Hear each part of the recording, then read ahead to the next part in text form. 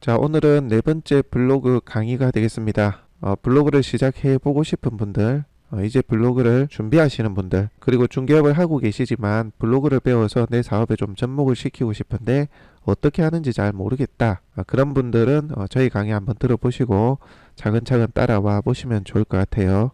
오늘은 네 번째 강의니까요. 혹시 강의를 안 보셨던 분들은 이 앞번에 1강부터 21년형 블로그 마케팅에서 새로 저희가 강의를 만들고 있거든요. 그래서 그 강의 1강부터 해서 천천히 따라오시면 크게 어렵지 않게 하실 수가 있을 것 같아요. 자, 오늘은 네 번째 강의입니다. 오늘은 여러분들하고 키워드를 발굴하고 키워드를 분석하는 방법, 그리고 주제를 잘 잡는 방법에 대해서 좀 얘기를 해볼 건데요. 강의가 길어지면 1강, 2강 나눠서 설명을 드릴 수도 있습니다. 그 점은 좀 참고를 해주시기 바라고요. 자, 그러면 여러분들하고 네 번째 강의 한번 시작해 보도록 하겠습니다. 자, 블로그를 하기는 할 건데 어렵게 키워드 발굴이니 뭐니 이런 걸 왜 하나? 포스팅만 제대로 잘 쓰면 되지 않나? 꾸준히만 하고. 그래서 앞에서 강의 들은 대로 직접 사진 찍고 열심히 타이핑 쳐서 하지 말라는 거 안 하고 그렇게 포스팅 꾸준히 하면 되는 거 아니야? 이런 생각을 하시는 분들이 아마 계실 것도 같아요. 자, 그런데 키워드 발굴은 정말 중요해요.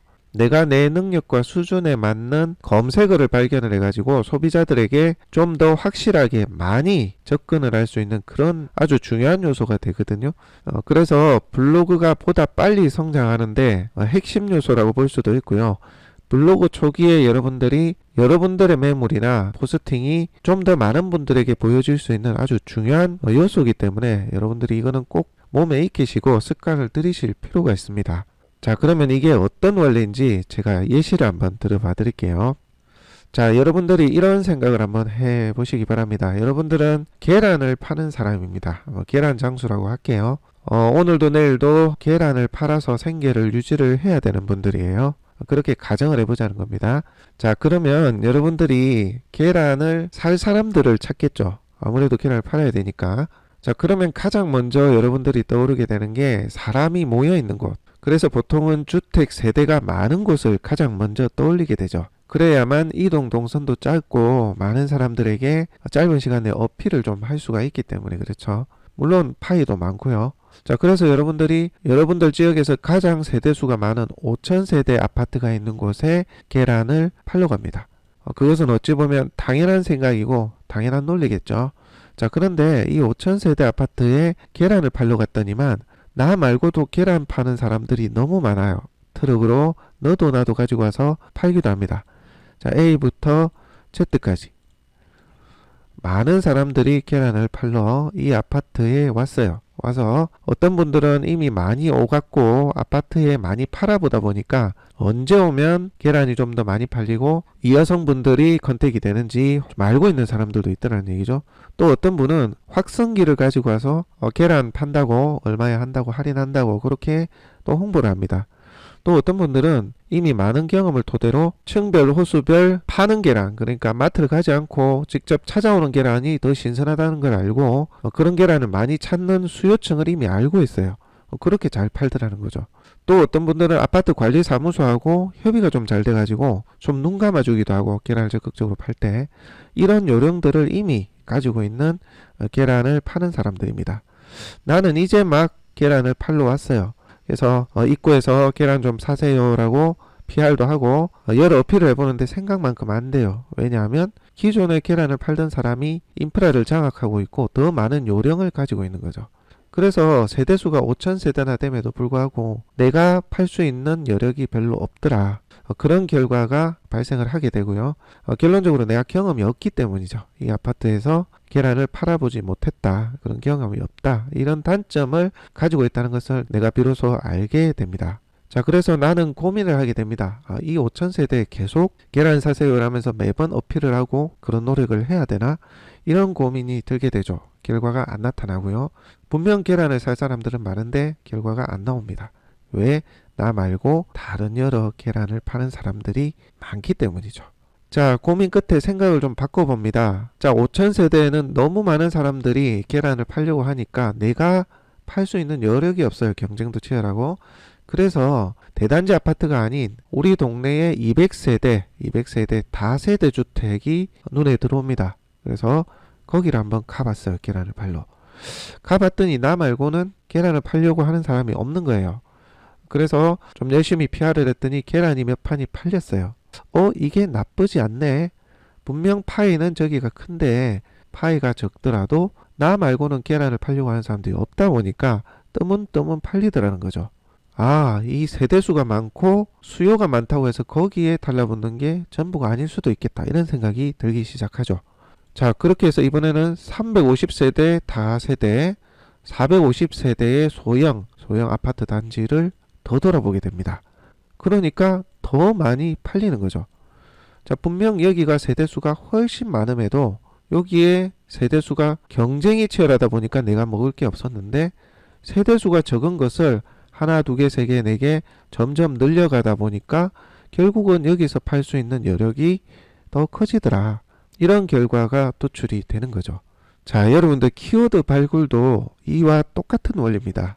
여러분들이 어떤 상품이 궁금해서 검색자들이 네이버에서 그 상품을 검색을 합니다. 그런데 검색자가 이렇게 많은 검색어도 있을 것이고요. 검색어가 상대적으로 적은 검색어도 있을 거예요. 그런데 이 검색어가 많은 이 키워드에는 이미 많은 블로거들이 자기 상품이 좋다면서 포스팅을 하는 거죠. 그런데 검색량이 적은 여기를 봤더니만 블로그가 별로 없어요. 포스팅도 자주 안 하고 하는 사람이 없더라는 거죠. 자, 그러면 이 5000세대에 치고받고 하면서 내가 노출이 되도록 노력하는 것보다 블로그 초기를 말씀드리는 거예요. 검색어가 적지만 내게 잘 보이도록 해서 여러 검색어를 장악하는 게 결국은 나중에는 5000세대에서 내가 단독으로 홍보하는 것 같은 결과를, 그런 효과를 볼 수 있게 된다는 원리가 키워드를 발굴하는 이유입니다. 자, 키워드를 발굴하는 것도 결국은 다른 사람의 영향을 별로 안 받고 여러분들이 포스팅을 해서 여러분들의 상품이 더 잘 노출되는 게 있다면 그런 키워드를 여러 개 발굴을 하셔야 된다. 그 얘기입니다. 그 키워드를 발굴하는 요령을 제가 지금 알려드리겠다는 거고요. 자, 이해되시죠? 그래서 여러분들이 남들이 다 아는 인기 키워드, 남들이 많이 검색하는 그런 키워드에만 블로그 초반에는 사활을 걸 필요가 없다는 것을 말씀드리고, 또 그러면 상대적으로 덜 검색하면서 내가 노출되는 방법이 어떤 게 있는지, 어떤 검색어를 찾아야 되는지 그것을 말씀드리겠다는 겁니다.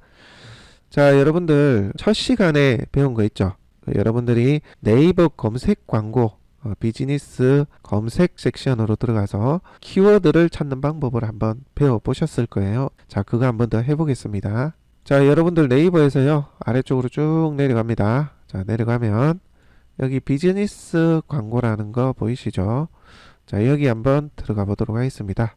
자, 그러면 네이버 광고 클릭하시고요. 그 다음에 검색 광고 들어가시면 됩니다.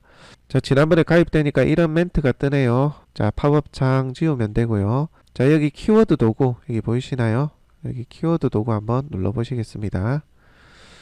자, 그러면 이런 화면이 뜨기도 하고요. 저 같은 경우는 다시 창이 좀 닫히던데 혹시 이 창이 안 나오시는 분들은 여기 위에 도구 있죠. 도구에서 키워드 도구 누르시면 이 창으로 들어와지게 될 겁니다. 자, 여기서 여러분들이 처음으로 할 것은 지난 시간에 말씀드렸듯이 여기 키워드 검색 페이지 검색란에 최대 한 5개까지의 키워드를 넣어 볼 거예요. 어떤 걸 넣느냐면 여러분들이 지금 포스팅을 좀 해보고자 하는 키워드, 혹은 여러분들이 관심을 좀 가지고 계시는 매물 키워드가 될 수 있겠죠. 자, 중개업을 하시는 분들 입장에서 좀 설명을 한번 드려볼게요. 자, 우리 지역에서 제가 다루는 매물이 전원주택이에요. 통영에서 읍면 단위 중에 저는 용남면의 전원주택을 가지고 있습니다. 물건을 가지고 있어요. 자, 이 물건을 내가 포스팅을 해서 노출이 좀 되게 좀 더 많은 사람이 보게끔, 내 블로그 수준에서 많은 사람이 보게끔 만드는 방법입니다. 자, 우선 여러분들이 용남면의 전원주택을 가지고 있을 때는 몇 가지를 생각을 해볼 수가 있겠죠. 여러분들이 떠오르는 검색 키워드를 한번 떠올려 보세요. 다시 말해서 검색을 하는 사람들이 어떻게 검색을 해서 포스팅을 찾아볼까? 내가 전원주택을 구입하고 싶은데 혹은 전세로 좀 들어가고 싶은데 어떤 걸 검색할까? 그것을 염두하면서 키워드를 연상을 해보시기 바랍니다. 보통은 대표 키워드를 많이 넣죠. 통영 부동산, 여러분들의 지역 플러스 부동산 이렇게 되겠죠. 이런 키워드가 지역 대표 부동산 키워드로 보시면 되겠습니다.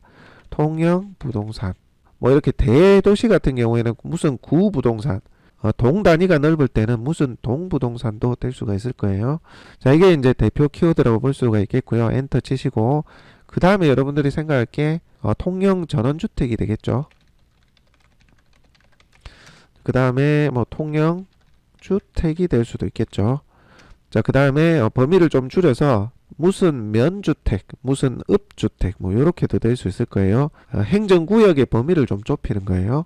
자, 용남면 전원주택 뭐 이런 식으로 여러분들이 한 최대 5개까지 한번 여러분들의 매물과 연관된 그리고 연상되는 검색자들이 검색할 만한 그런 단어를 한번 넣어 보시기 바랍니다. 자, 그리고 조회를 눌러봅니다. 조회를 눌러보면 자, 이렇게 쭉 순위가 나옵니다. 전에 말씀드렸다시피 자, 이쪽은 뭐 볼 필요가 없고요. 자, 월간 검색량 PC 모바일 있습니다. 주로 모바일을 보시라고 말씀을 드렸어요. 자, 보시게 되면 검색 키워드를 많이 보여줍니다. 내려갈수록 많이 보여주는데 여러분들이 가지고 있는 물건과 매칭이 되는 그런 키워드를 좀 찾아야 되겠죠. 보시게 되면 통영부동산 주택, 전원주택 요거는 내가 검색을 한 거고요. 그 다음에 전원주택 매매라는 키워드도 보이네요. 그죠? 자, 그리고 좀 더 내려볼게요. 자, 보시면 통영주택 매매도 보이고요. 뭐 통영 전세 뭐 이런 것도 보입니다. 전원주택 전세 매물이 있다고 가정을 했을 때입니다. 그 다음에 통영시 부동산도 있네요. 요거 뭐 키워드 검색량이 적죠. 가끔씩 파워링크 해준답시고 광고하는 조회량도 적은 키워드입니다. 많은 것 같은 적은 키워드. 자, 통영 단독주택 매매도 있고요. 그죠? 검색량 나옵니다. 자, 이렇게 쭉 내려보면서 여러분들이 가지고 있는 물건에 대한 키워드 매칭이 되는 것을 쭉 리스트로 한번 나열해 보시면 좋을 것 같아요.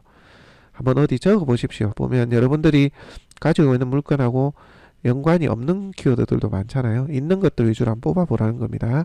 자, 그렇게 뽑아서 여러분들이 월간 검색량이 PC하고 모바일을 한번 더해보세요. 더해보시고 검색량을 한번 비교를 하면서 한번 뽑아보시기 바랍니다. 제가 한번 좀 뽑아봤는데요. 몇 가지만 뽑아봤습니다. 자, 비교 한번 해드릴게요. 자, 제가 합산을 해봤더니만 통영부동산은 3,950건이고요. 통영전원주택은 1,970건, 통영전원주택 매매는 470, 이렇게 조회량이 각각 조회가 되었습니다. 자, 그러면 여러분들이 포스팅을 할 때는 조회수가 가장 많은 게 좋겠죠? 그렇지 않겠어요? 네, 물론 좋죠. 네, 좋습니다. 자, 앞서 우리가 계란을 파는 것을 이해하면 될 것 같아요. 볼 사람들이 많고 검색자가 많다는 것은 내가 포스팅해서 노출만 된다면 내 블로그에 많은 사람들이 들어와서 내 물건을 본다는 얘기죠. 자, 그런데 문제는 경쟁 구도입니다. 경쟁 구도. 나 말고도 통영부동산으로 포스팅을 하는 사람이 많거나 나는 블로그를 이제 막 시작하는 단계인데 나보다 블로그 운영을 오래 한 사람들이 이 키워드를 많이 다룬다라고 보면 내가 경쟁력에서 좀 뒤처질 가능성이 높아요. 그렇겠죠. 블로그는 운영 기간도 블로그 지수에 영향을 주기 때문에 아무래도 후발주자인 내가 노출에 대한 경쟁력에서 좀 떨어질 수밖에 없어요. 자, 여기서 간단하게 제가 좀 설명을 한번 드려볼게요. 자, 뭘 설명을 드리냐 하면 여러분들이 네이버 검색에 노출이 되려고 하면 내 블로그가 어떤 기준으로 점수 가산이 되는지, 다시 말해서 어떤 블로그가 네이버가 검색이 좀 더 잘 되게 해주는지 그거 간단히 설명드릴게요. 흔히 말하는 알고리즘이라고 하는데요. 뭐 어려운 용어 쓰면 여러분들이 어렵잖아요. C랭크 있고 다이아가 있고 뭐 이런데요. 자, 이런 거예요. 쉽게 말하면 내가 블로그를 운영하는 기간 그리고 어느 정도로 꾸준히 포스팅을 특정 주제 위주로 좀 이렇게 꾸준히 해왔는지 그 덕후라고 보면 되겠네요. 제가 여러분들이 이해를 하기 쉽게 말씀을 드리는 거예요. 자, 블로그를 운영해온 기간이 얼마나 긴지 그리고 여러 주제를 쓰지만 그래도 주력 주제가 있는지 그 주력 주제에 대해서 얼마나 오랫동안 좀 다뤄왔는지 그것을 판단하는 하나의 요인으로 본다. 그렇게 이해를 하시면 될 것 같아요. 이 비율이 정확한 건 아니지만 예를 들어 전체의 점수 중에서 노출이 되는 점수 중에서 이거를 50%라고 볼게요. 비율은 달라질 수가 있습니다만은 예시를 든 겁니다. 다시 말해서 블로그를 내가 얼마나 오랫동안 운영을 해왔느냐 그것을 먼저 보고요. 자, 그 다음에 플러스 다이아 이게 뭐냐면 포스팅 내용입니다. 포스팅의 정확도라고도 부르는데요. 자, 무슨 얘기냐면 우리가 포스팅을 할 때 맨날 사세요 파세요 상업적인 글만 쓴다든지 맨날 링크만 걸고 전화번호 넣고 막 상업적인 글만 계속 쓰는 것 같아요. 네이버 로봇이 보기에 이게 사람이 검수하진 않으니까 1차적으로는 그래서 네이버가 특정 기준 빅데이터를 통해서 이런 포스팅을 하는 사람은 상업적인 거다. 이런 포스팅은 좋은 문서다. 이렇게 로봇이 판단하는 기준이 있거든요. 그 기준에 의해서 좋은 포스팅을 쓰느냐 그렇지 못한 포스팅을 쓰느냐 그것을 봅니다. 자, 그렇게 해서 노출을 해준다는 거예요. 자, 우리가 보면 블로그를 제가 강의를 할 때 보면 주로 요 D에 치중을 해서 설명을 많이 했죠. 무슨 얘기냐면 포스팅을 할 때는 이렇게 쓰세요. 이렇게 쓰시면 안 돼요. 글자를 많이 쓰세요. 사진 찍어서 넣으세요. 캡처를 되도록이면 하지 마시고 쓴 사진 계속 쓰지 마세요. 이게 요 포스팅의 품질을 높여주기 위해서 저희가 그 방법을 알려드린 거고요. 자, 그렇지만 이 포스팅이 좋아야 되는 것도 있지만 결국 오랫동안 블로그를 꾸준히 잘 운영해온 이 점수치도 있어야만 노출이 된다. 이 얘기입니다. 자, 그렇다면 여러분들은 지금 블로그를 운영하기 시작했어요. 그러면 이 C랭크, 이 점수가 거의 없겠죠. 그렇죠. 그렇다면 내가 노출이 잘 되고자 한다면 결국은 좋은 포스팅, 좋은 문서를 발행을 해야 된다는 이야기가 됩니다. 자, 여기서 만회하지 못한 걸 여기에서라도 만회를 해야 노출이 될 거 아닙니까? 그죠? 자, 그런데 여러분들이 블로그를 쓰다 보면 오랜 기간 동안 운영을 했으면서 기간도 오래됐어요. 포스팅 개수도 많아. 그런데 포스팅도 사진도 여러 개 넣고 잘 썼네. 그런 블로거들이 많은 키워드에 내가 제 아무리 포스팅을 잘한다고 해서 그분들보다 그 다른 블로거들보다 노출이 잘 되기는 힘들겠죠. 왜냐하면 이미 여기에서 가산점을 받잖아요. 나는 여기서 점수가 거의 없는데. 그렇죠. 그래서 여러분들이 노출을 잘하려고 하면 덕후 블로그가 많이 안 쓴 거, 그리고 최근에 포스팅을 한 게 많이 없는 거. 자, 그게 여기 포스팅 점수입니다. 포스팅 점수에는 최신순으로 보여주는 이 점수치도 있거든요. 최신순. 제가 계속 강조를 드렸던 키워드 중복되지 말고 직접 사진 올리고 내용도 좀 길게 쓰고 그 다음에 링크 넣지 말고 전화번호 계속 넣지 말고 이런 얘기도 했는데 그것도 당연히 되지만 포스팅 가산점, 노출이 되는 점수가 최근에 썼던 문서 위주로 좀 더 가산점을 주거든요. 그래서 여러분들이 포스팅을 할 때는 내용을 좋게 쓰는 것은 제가 하나하나 알려드릴 거예요. 그렇지만 이 최근에 쓴 포스팅이 많이 없는 키워드를 공략해야 노출이 될 확률이 높다. 자, 아시겠죠? 자, 이해가 되시나요? 다시 말해서 노출이 되는 항목은 두 가지가 있다. 오랫동안 운영해온 블로그 이면서 포스팅 내용이 좋고 네이버가 원하는 양질의 포스팅을 하고 그 다음에 또 최근에 같은 블로그라면 가급적 최근에 포스팅을 좀 한 게 좀 노출을 좀 더 잡아준다. 이렇게 이해를 하시면 되겠습니다. 자, 요거 좀 잘 기억해 두시면 좋을 것 같아요.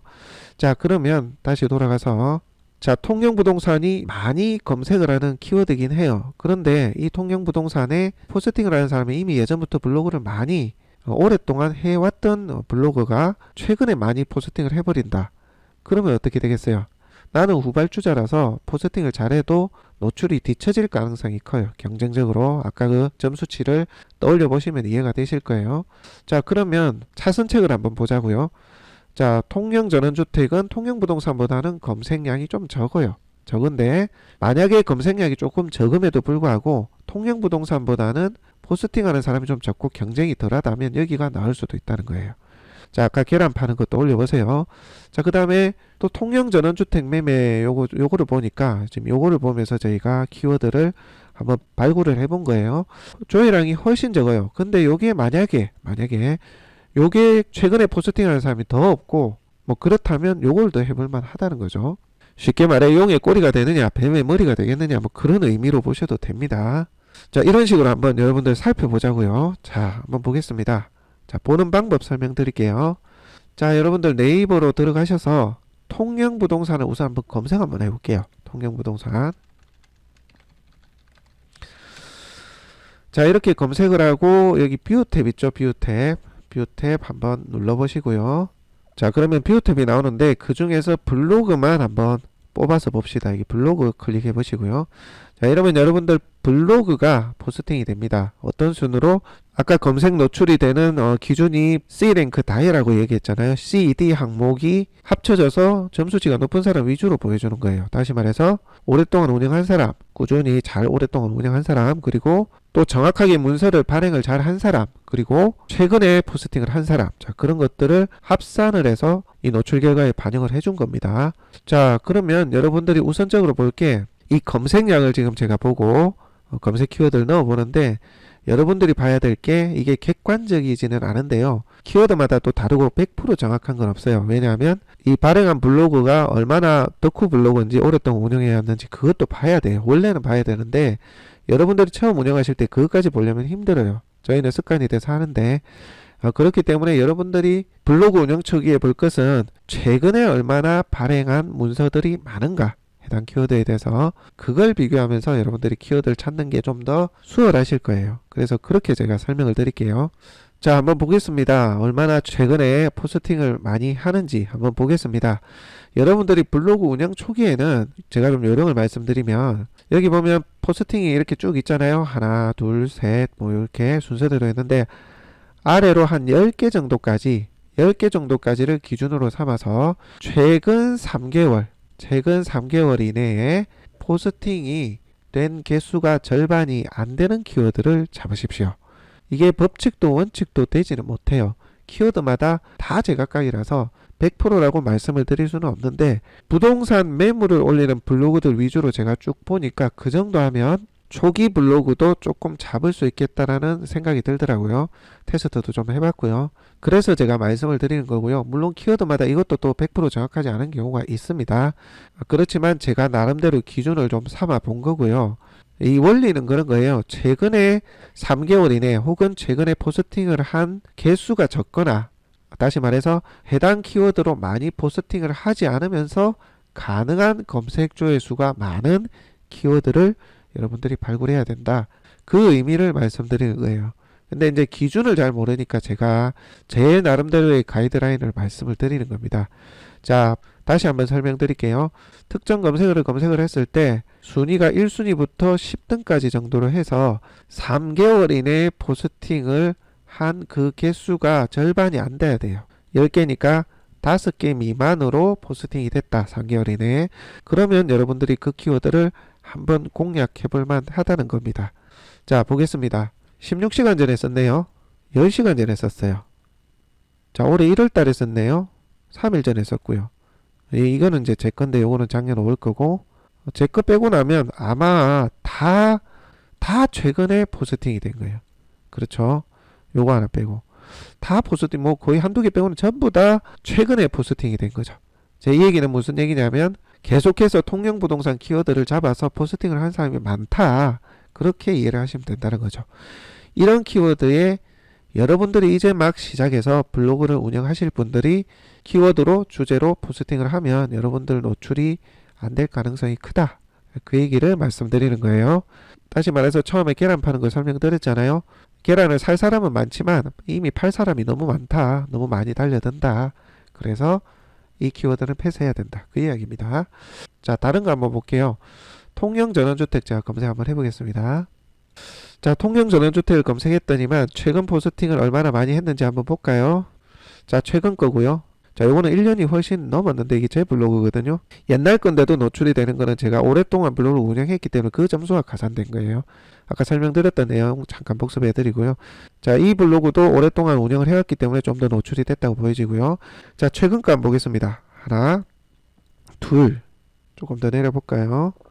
셋, 넷, 다섯, 여섯. 한 6개 정도가 노출이 되는 것 같아요. 10개 중에서 대략입니다. 대략. 그러니까 요것도 좀 아리까리해요. 근데 제 생각에는 한 번은 도전해 볼 만도 하겠다는 생각이 저는 들긴 하거든요. 그렇지만 최근에 3개월 기준으로 해서 포스팅을 10개를 좀 살펴보니까 이렇게 포스팅을 좀 하더라. 한 번 해볼 만도 하지만 조금 아리까리한 키워드입니다. 노출이 안 될 수도 있어요. 자, 그러면 이제 통영 전원주택 매매로 한번 들어가 볼까요? 통영 전원주택 매매, 뒤에 매매 넣으면 되겠죠.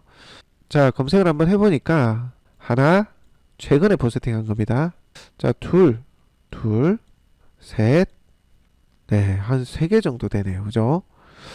자, 통영 전원주택 매매는 조회수가 이거에 비해서 꽤 적어요. 꽤 적지만 경쟁이 덜하네요. 그죠? 최근에 포스팅하는 사람들이 적어요. 자, 그렇다면 저라면 통영 전원주택 매매라는 키워드로 초기 블로그지만 한번 도전을 해볼 것 같습니다. 자, 조회수가 더 적은 용남면 주택 한번 볼게요. 용남면 주택. 자, 용남면 주택을 검색해 봤더니만, 자, 요거 제 거 하나 있고요. 그 다음에 여기도 또 하나 있네요. 자, 그 다음에 여기도 하나 있고, 자, 여기도 하나 있네요. 용남면 주택이 조금 더 많이 쓰네요. 그죠? 조회수도 적은데 조금 더 많이 쓰는 것 같아요. 그죠? 자, 그러면 통영 전원주택 매매로 키워드를 찾고 가겠다 마음을 먹으시는 게 맞죠. 자, 이처럼 조회수가 적더라도 더 많이 포스팅하는 경우가 있고요. 조회수가 좀 많음에도 키워드로 안 잡는 키워드도 있고요. 그런 거거든요. 자, 통영 단독주택 매매 한번 검색해 볼까요? 자, 보면 쭉 한번 볼게요. 최근에 쓴 게 있는가요? 날짜 보시면 나오죠. 쭉 보니까 3일 11월 12월 1월부터 쓴 게 여기 보니까 뭐 하나 있네요. 하나 있고, 여기도 하나 있네요. 상위에 잡고 있는 블로그들이 보니까 거의 없네요. 1위부터 한 8위까지는 3개월 이내 쓴 포스팅이 하나도 없네요. 그렇죠? 그 말은 아까 제가 말씀드린 얼마나 오랫동안 블로그를 운영해왔냐, 그리고 지금 발행하는 문서가 얼마나 정확하고 또 최근에 발행을 했느냐, 자, 이 점수로 상위 노출을 판가름을 하는 이 점수치가, 요거는 내가 안 되더라도 요걸 통해서 좋은 문서를 통해서 그리고 최근 발행 포스팅이라는 그 가산점을 부여해서 여기 도전해 볼 만하다, 그 얘기입니다. 아시겠죠? 그렇게 해서 여러분들이 같은 매물이라도 혹은 매물이 아니라 여러분들이 일상에서 포스팅을 할 때도 있잖아요. 이렇게 키워드를 여러 개를 한번 배치해서 여러분들이 어떤 키워드를 이렇게 잡아가면 될지를 살펴보는 습관을 기르셔야 돼요.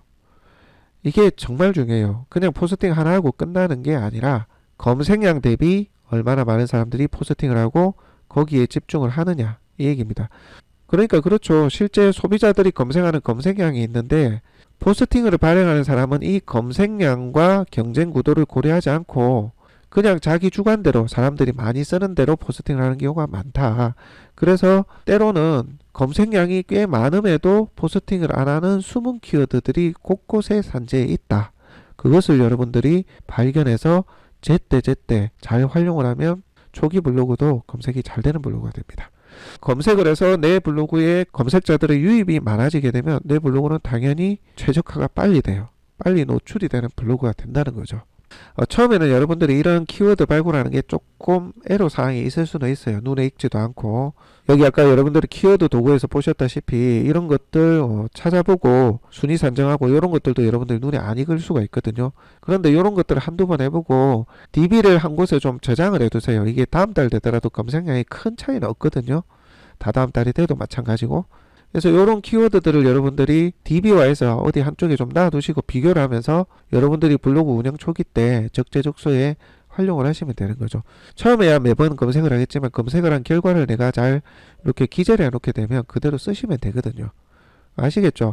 그렇게 해서 여러분들이 최근에 포스팅을 얼마나 한 사람들이 있는지 그런 걸 좀 비교해 보시면서 여러분들이 조회량은 비교적 많고 최근에 발행 수는 적은 그런 키워드들을 발굴해서 잘 써보시라, 그 얘기를 말씀드립니다. 자, 그리고 이게 좀 익숙해지면 저는 그런 것도 많이 봐요. 예를 들어서 포스팅을 할 때 한 4, 5위쯤 되는 블로거, 요거 한번 볼게요.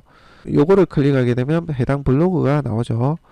자, 클릭을 해서 한번 내려볼게요. 내려보게 되면 여기 보면 카테고리를 찾아보시면 전체 포스팅 수를 확인할 수가 있거든요.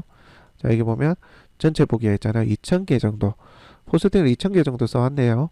오랫동안 써왔다고 해서 무조건 좋은 블로그를 할 수는 없지만 어쨌거나 오랫동안 운영했다는 그 가산점이 좀 주어졌을 겁니다.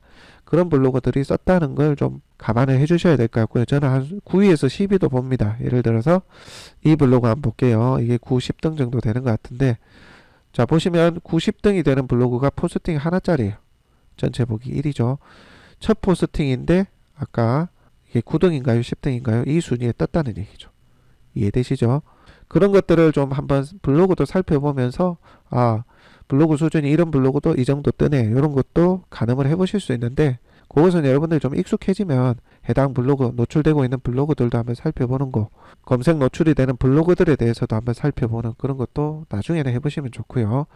또 참고로 좀 말씀을 드리면, 이거는 다음 시간에 좀 설명을 드릴 건데, 여기 11, 8, 7, 2 이렇게 보여지는 거 있잖아요. 이게 사진 개수입니다.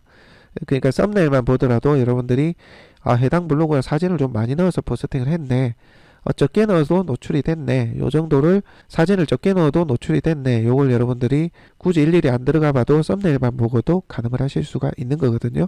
그것도 참고를 해주시면 될 것 같고, 여기에 숫자가 아예 없는 것도 있을 텐데, 없는 거는 사진이 한 장이라는 얘기입니다. 그렇게 해서 여러분들이 썸네일만 보고도 이 사람이 포스팅을 좀 길게 했네, 사진을 많이 넣었네, 적게 넣었네, 적게 넣어도 노출이 됐네, 안 됐네, 그걸 가늠하실 수가 있는 겁니다.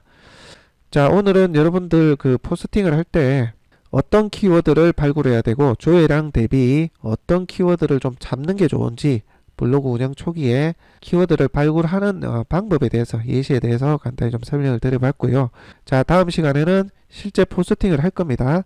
포스팅을 하면서 어떻게 포스팅을 해야 아까 제가 말씀드린 C 플러스 D, C랭크와 다이아, 최근에는 다이아 플러스인데요.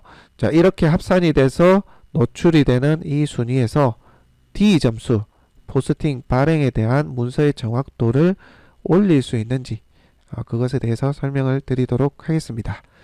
자, 오늘 강의는 여기까지 하도록 하겠습니다.